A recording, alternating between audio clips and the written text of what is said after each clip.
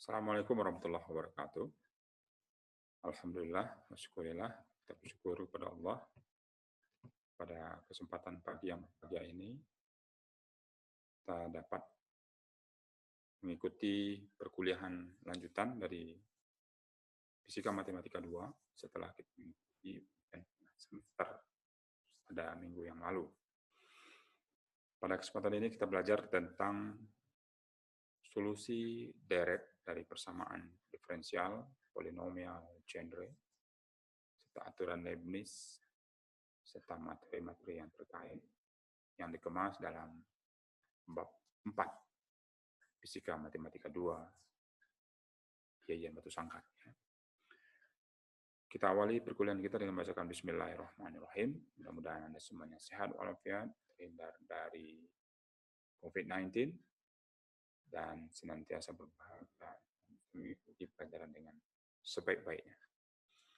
Baik, pada pengenalan, jika kita menemukan sebuah persamaan diferensial seperti Y aksen sama dengan 2XY, maka persamaan diferensial seperti ini dapat diselesaikan dengan metode pemisahan variabel.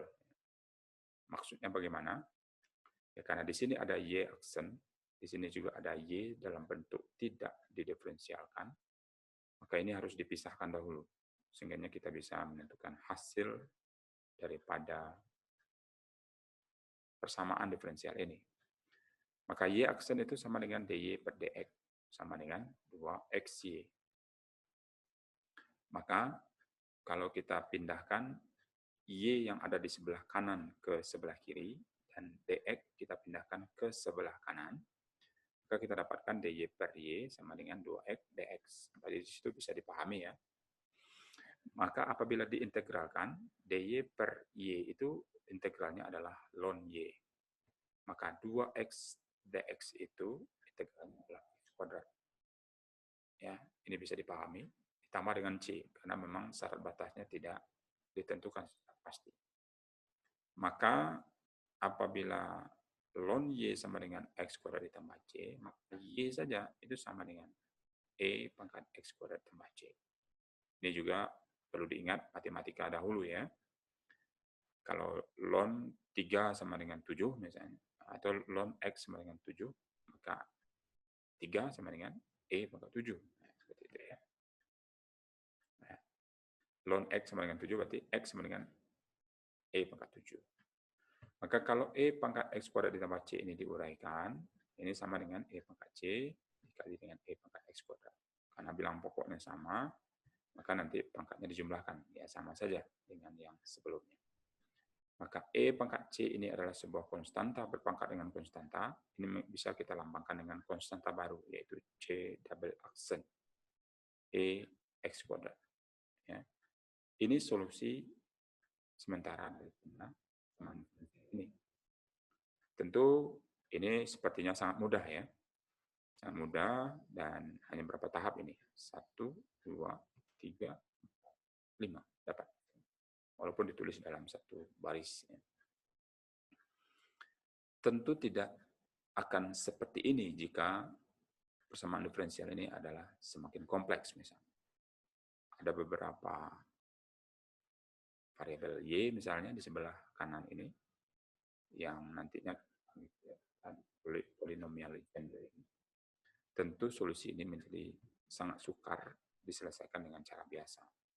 Maka perlulah di sini kita memakai solusi deret dari persamaan diferensial polinomial genre. Baik saudara, tentu pada bagian ini kita bisa memakai persamaan diferensial polinomial saja dulu. Persamaan polinom itu dikenal Y sama dengan A0, A1X, A2, ditambah seterusnya, atau sama dengan ini dapat dilambangkan dengan sigma n sama dengan 0 sampai tak hingga an x pangkat n. Jadi tinggal ganti ya, kalau n-nya 0 berarti a0, x pangkat 0 berarti sama dengan 1, maka dia a0, dan seterusnya ya. Apabila ini didiferensialkan satu kali, maka y aksen sama dengan A1 ditambah 2A2X tambah 3A3 ya. datangnya tentu sama ya, 3 dikali A3, X-nya dikurang, pangkatnya dikurang 1. Maka 3A3 X pangkat 2. Dan begitu juga dengan bagian sigma ini ya. Sigma ini AN X pangkat N.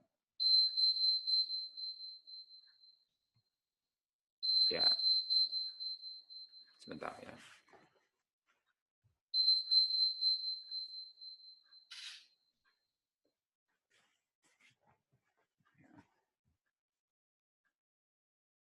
Di sini N dikalikan ke depan, NaN, X pangkat N kurang 1. Kemudian, apabila kita substitusi, yang tadi Y aksen ya, maka Y aksen sama dengan 2XY. Kita lihat di sini. Y aksen mana? Ini Y aksen ya. Y aksen berarti kita ambil A1, 2A2, kita sama dengan 2XY. Y-nya mana? Ini Y. Jadi 2A0. Oke, setelah itu kita perhatikan mana yang mempunyai koefisien yang sama. Contohnya di sini A1 tidak ada X. Di sebelah kanan tidak ada yang tidak pakai X. Semuanya pakai X karena disesuaikan dengan 2X kali A0 berarti 2A0X. Kalau di sini A1 ini sama dengan 0. A2 kita lihat. 2A2X. Di sini ada 2A0X. Maka ada yang sama-sama berkoefisien X. Maka dipakai 2A2 sama dengan 2A0. Atau A2 sama dengan A0. Kalau A3 bagaimana? Ya, 3A3 X kuadrat. Di sini yang pakai X kuadrat mana? A1 ya. Karena ada X di sini. 2A1. Berarti 3A3 X kuadrat itu sama dengan 3A3 sama dengan 2A1. Maka A3 2 per 3A1. Karena A1 itu 0, maka A3 juga 0. A4 bagaimana? Tambah lagi koefisiennya di belakang. Tapi secara umum dapat ditulis kalau kita menggunakan X pangkat N, maka di sini adalah N kali AN X pangkat N kurang 1 ini adalah Y aksen. Ya. Di sini 2X ini adalah Y. Masih ingat ya yang tadi? Oke. Kalau kita hilangkan tanda sigmanya, itu akan mendapat NaN X N kurang 1. Sama dengan 2X AN X pangkat N. Kemudian, kalau kita kalikan X-nya ke dalam, kita dapat 2AN XN tambah 1. Bisa dipahami ya, ini ada X pangkat 1 di sini sebenarnya. Agar pangkat ruas kiri sama dengan ruas kanan, maka N yang ada di ruas kanan kita kurangi 2. Bisa seperti itu, Pak? Bisa. Ya, bisa. Asalkan semuanya dikurangi 2. Maka didapat apa? NaN XN kurang 1, 2AN kurang 2, XN tambah 1 kurang 2. Jadi yang ada N semuanya dikurangi 2. Ya persoalan kurang 2-nya diletakkan di belakang atau di depan itu sama saja. Karena dia memang nanti, kan ini ada unsur N. Oke, NaN XN kurang 1, ini sama dengan AN kurang 2, XN kurang 1. Karena N tambah 1 dikurang 2 sama dengan kurang 1 ya. Maka setelah itu, tentu XN kurang 1-nya sama-sama bisa hilang. Ruas kiri dan kanan. Tinggallah lagi NaN sama dengan 2AN kurang 2. Maka di sini disimpulkan NaN sama dengan 2AN kurang 2, maka AN itu akan bernilai 0 untuk N ganjil, 2 per N, AN kurang 2 jika N-nya genap. Oke, kita coba cek ya. Bagaimana kalau tadi A3 ya, A4 tadi ya. Kalau A4 bagaimana? Berarti N-nya 4. 4A4 sama dengan 2A4 kurang 2. Berarti bagaimana itu?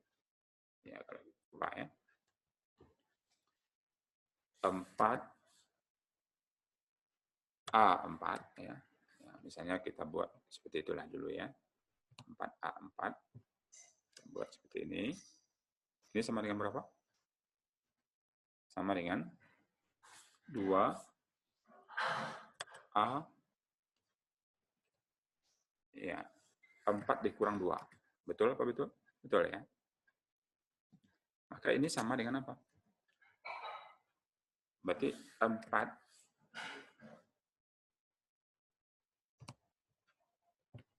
Ya, ini sama dengan, kalau kita lihat ini, ya, 4 kurang 2 berapa? Iya, 4 kurang 2 itu sama dengan 2, berarti 4A2. Kemudian, ini sama dengan berapa? A4 sama dengan, ya, A4 sama dengan setengah, ya, 2/4 kan? 2/4 A2. Betul apa betul? Ya, 2/4 A2. 2/4 itu sama dengan setengah. Ya, sama dengan setengah. Ini juga sama dengan setengah. Ya, ini sama dengan setengah. Maka setengah A2. A2 itu sama dengan A0 kan? Nah, maka bisa juga ditulis seperempat A4 itu sama dengan setengah A0. Kita buktikan, betulkah? A4 itu setengah A0? Ya, 4 setengah A0. Ya. Terbukti ya. Dan ini tentu sangat berguna untuk suku-suku yang belum sempat kita urai karena terlampau panjang.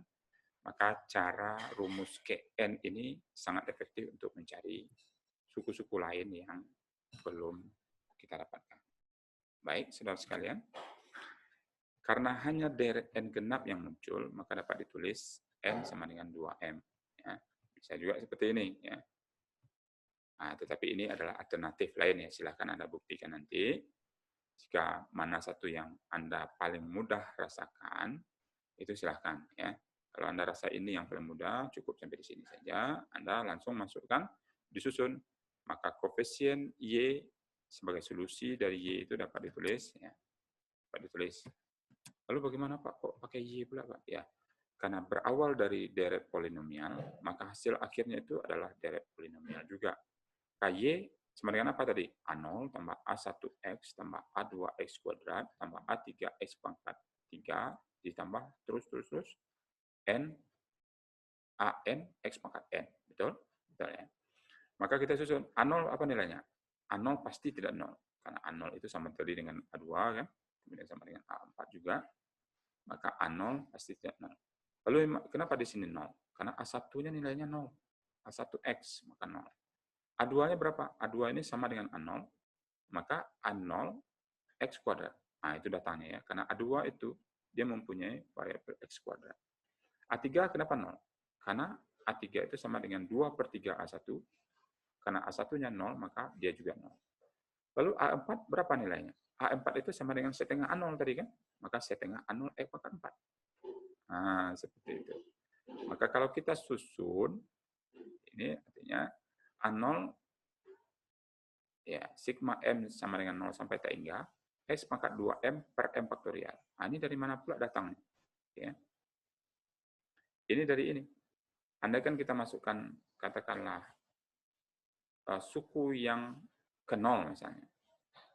M 0 faktorial berapa? 1 kan? Kemudian X pangkat 2 kali 0, 0. Berarti X pangkat 0 sama dengan 1. Maka untuk suku yang pertama itu adalah A0 saja. Kalau suku kedua bagaimana? 2 faktorial berapa? 2 ya. X pangkat 2 kali 2 berapa? X pangkat 4. Ya. Nah, kalau M-nya 1 dulu ya. M-nya 1 berarti 1 faktorial. X pangkat 2, X kuadrat. Maka A0 X kuadrat. Betul? Coba di sini. Kalau X-nya pangkat, M-nya keempat berapa? M suku yang, ini suku pertama, suku kedua, suku ketiga. Karena di sini 0 berarti tidak kita hitung sebagai suku ya. Suku ketiga berapa? Nah, suku kedua ya. Ini suku ke-0, ke-1, ke-2. Suku kedua berarti 2 faktorial. Berarti 2 ya. X pangkat 2 kali 2, X pangkat 4. Itu makanya datangnya setengah X pangkat 4. Kalau di sini suku kedua, berarti ini seterusnya adalah suku ketiga. Silakan Anda lanjutkan nanti, maka dapat rumus seperti ini. Bila solusi menggunakan deret tersebut dibandingkan dengan solusi biasa, ini hasilnya mirip ya. Kalau solusi biasa tadi Y, C, double aksen, E pangkat X kuadrat tadi ya di atas ya. Nah, kemudian kalau kita urai, E pangkat X kuadrat itu, ini sama dengan 1 ditambah X kuadrat ditambah X pangkat 4 per 2 faktorial. Sama enggak dengan ini? Ini kalau kita keluarkan A0-nya, jadi 1 ditambah X kuadrat ditambah X 4 per 2 faktorial. Maka ini juga sama dengan, ya, dapat ditulis dengan A0, N sama dengan 0, sampai hingga N faktorial per X pangkat 2M. Atau bisa juga diganti dengan M, ya. Maka solusi daripada Y-nya sama dengan cara biasa, dan sama juga dengan cara deret polinomial. Cuman persoalannya jika seandainya persamaan diferensial yang kita cari itu lebih rumit, tentu cara menggunakan deret polinomial mungkin sangat membantu kita. Coba Anda selesaikan soal nomor 1 dan nomor 2, nomor 3 ini untuk mendapatkan hasil sesuai dengan kunci jawaban yang telah diberikan. Ya, di sini tentu Anda turunkan Y A0 tambah A1X ditambah A2X kuadrat ditambah seterusnya itu, turunkan sebanyak 2 kali, kemudian disamakan dengan min 4 dikali Y, berarti min 4 kali A0 tambah A1X, kemudian cari suku Kn dari kiri dan kanan, samakan dan bentuk rumus baru, sehingga Anda bisa mencari berapa nilai A0, berapa nilai A1, A2, dan seterusnya. Kemudian susun solusinya seperti ini, ya, seperti ini, A0-nya berapa, A1-nya berapa, kemudian suku yang ada Anda jumlahkan seperti ini, maka Anda akan mendapatkan hasil seperti ini. Kalau di sini ada cos 2x, deret cos itu apa? Deret sin itu apa? Mudah-mudahan Anda akan bisa menemukan jawaban ini dengan sempurna tentunya. Baik, saudara sekalian, kita masuk. Ini polinom Legendre. Kalau tadi dari polinomial saja, kalau sekarang ini polinom Legendre. Persamaan umum dari diferensial Legendre itu merupakan persamaan diferensial yang berbentuk seperti ini. 1 kurang S kuadrat Y double aksen, 2X Y aksen, ditambah L, dikali L tambah 1 Y sama dengan 0. Kalau ini diselesaikan dengan cara persamaan biasa, tentu ini akan sangat rumit, ya. Lalu, ini nanti kita akan menemukan solusi daripada persamaan diferensial. Sama halnya dengan tadi, kita berangkat dari persamaan polinomial, Y-nya ini, Y aksennya tentu turunan pertama, kemudian turunan kedua, ya. Kemudian kita substitusi ke persamaan Legendre tersebut, ya. Nah, jadi kalau kita substitusi hasilnya seperti ini.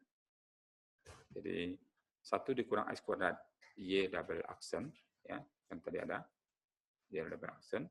Kemudian apa lagi?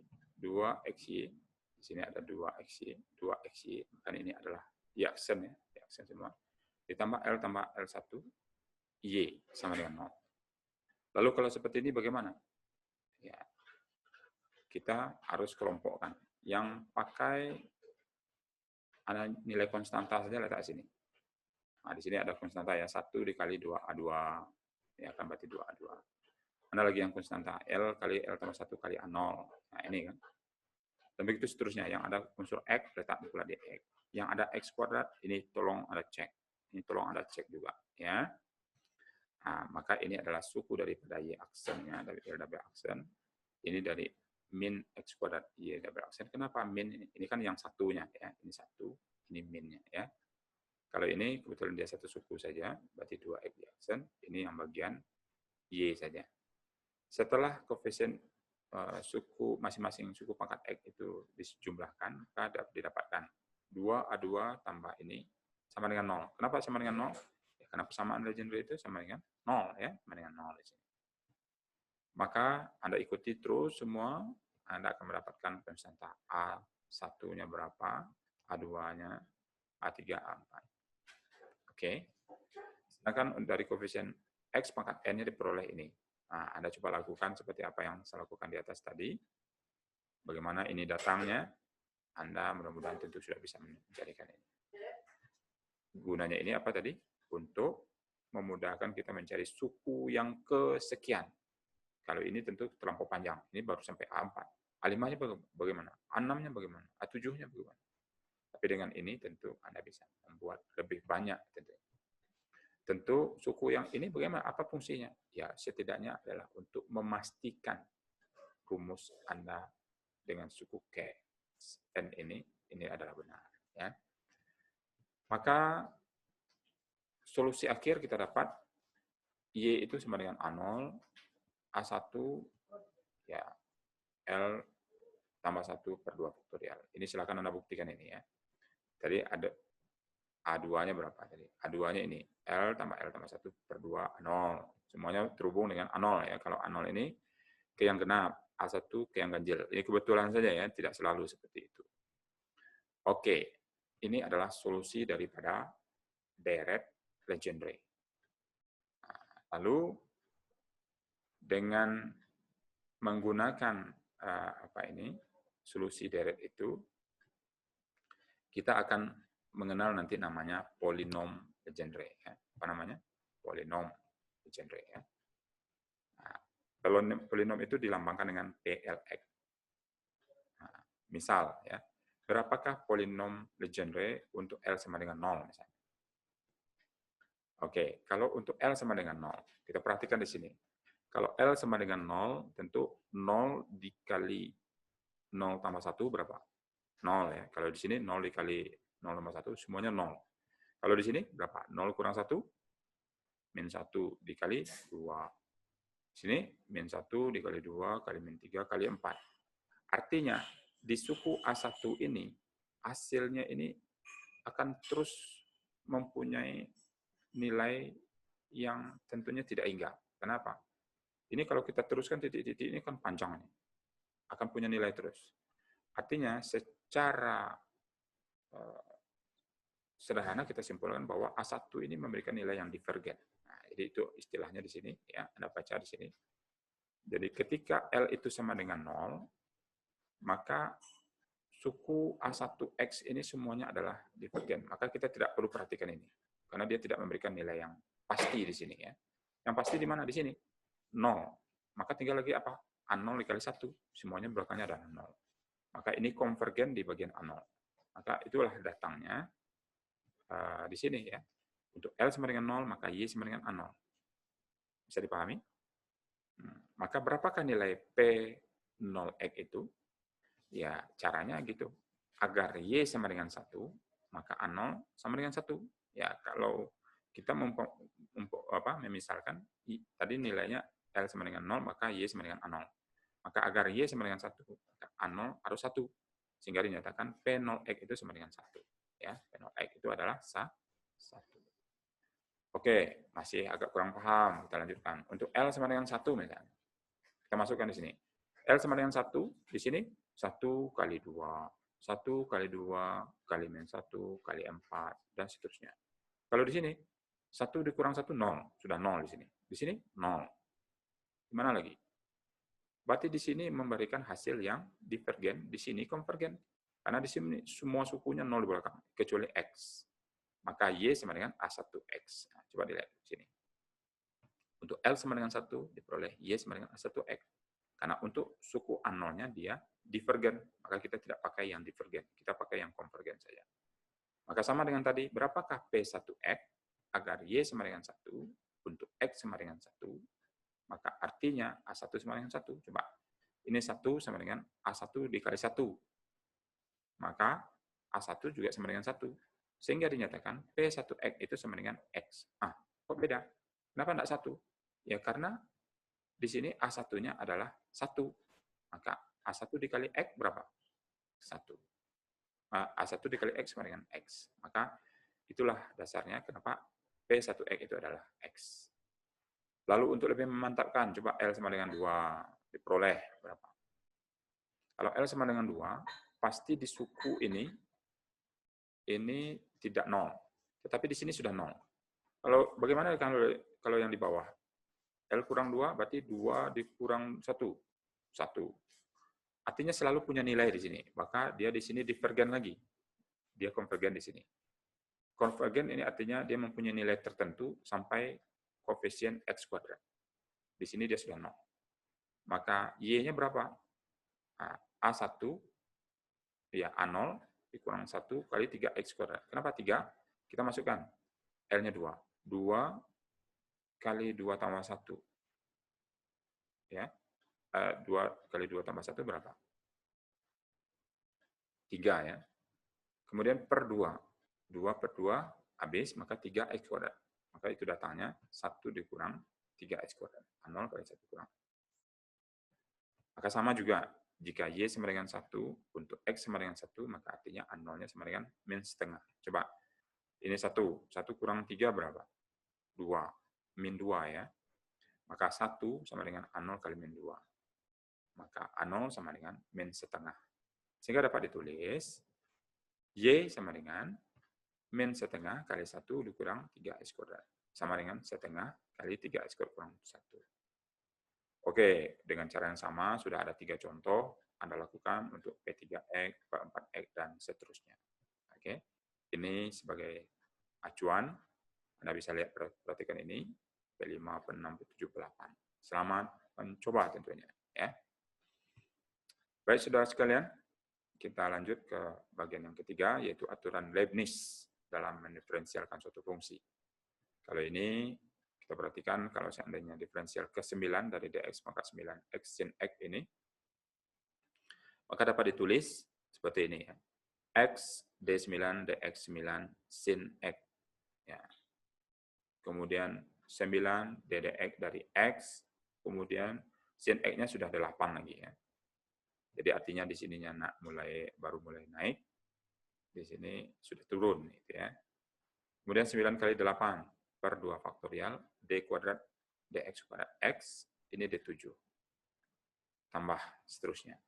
Dan ini tentu Anda tidak perlu lanjutkan, tergantung pada nilai x. Kalau di sini ddx dari x masih ada nilai. Kalau di sini d kuadrat dx kuadrat dari x itu sudah tidak ada nilai, maka otomatis suku di sini tidak ada lagi ya.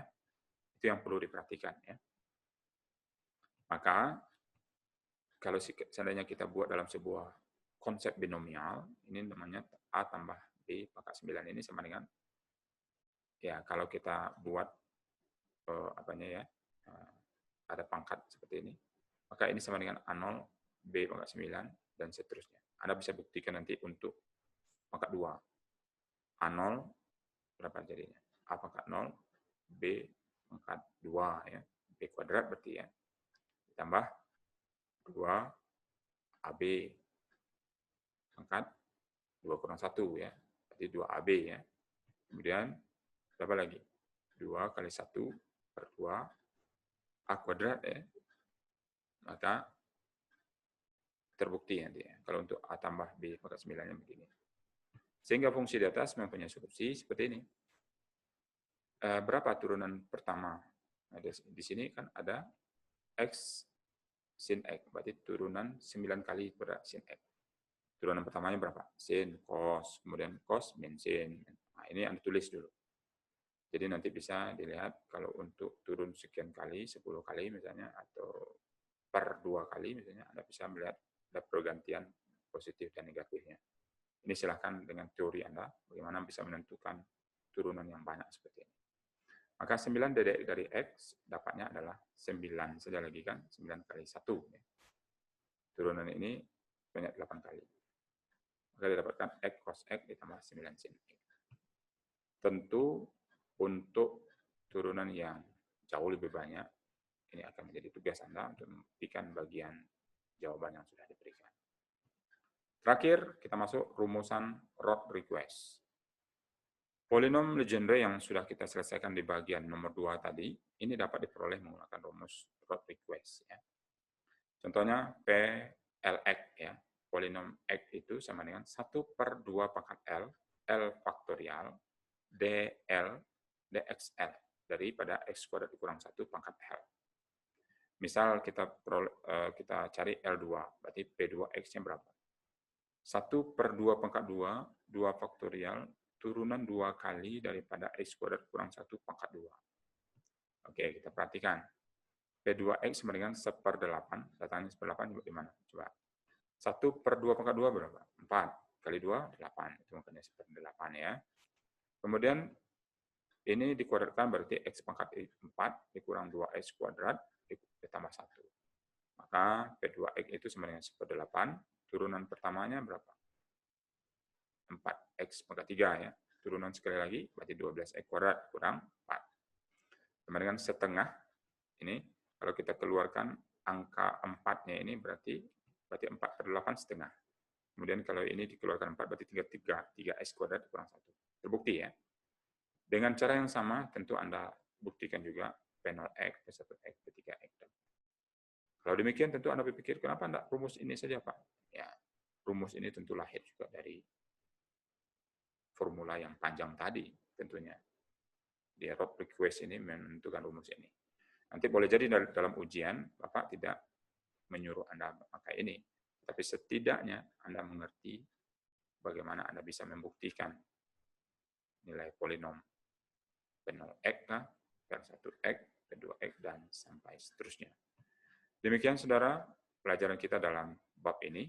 Mudah-mudahan Anda bisa mengikuti dan mengerjakan latihan. Untuk masing-masing subtopik ini Anda kerjakan minimal 2 untuk Anda kirim secara japri ke WA Bapak untuk sebagai tagihan dalam bab ini.